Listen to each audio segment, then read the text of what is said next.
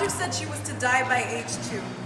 Do you know what it is to bury your child in your mind before she's even taken her first steps? You savor her like that last morsel of sunset before an eclipse. Your hips become her crib, your arms her home, never letting her inch outside of the edge of the earth flickering in your eye.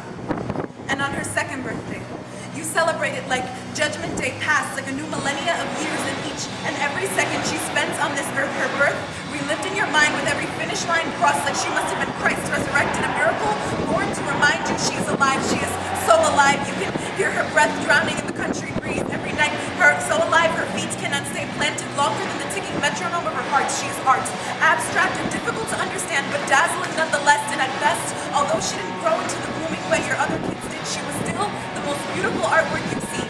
Her face, birthmarked by footprinted scars, her mouth angled and protruding like a rainbow, her back crooked like the glorious hill of a mountainside, baptized and confirmed in the church where you spend your days and nights whispering like thank you notes to God for the gift of hearing your daughter sleep. Do you know what it is to bury your child in your mind and live for her resurrection?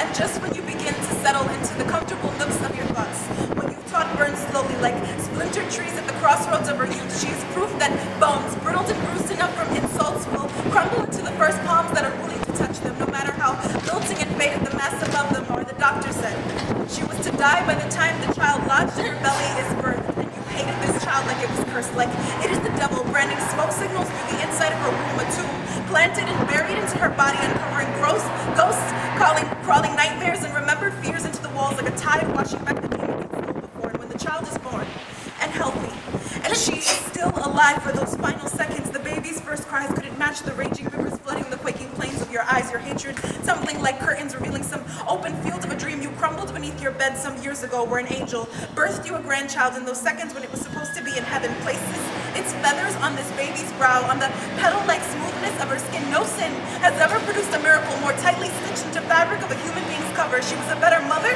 than you could have ever aspired to be. In those last minutes of her life, she savored her like that last morsel of sunset before an eclipse.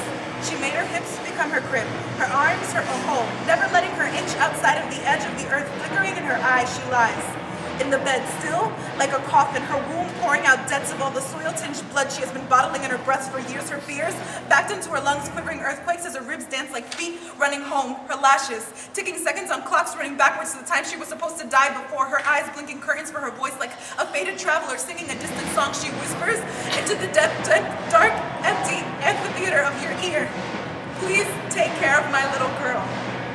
Do you know what it is to bury your child and hear her say your own last words?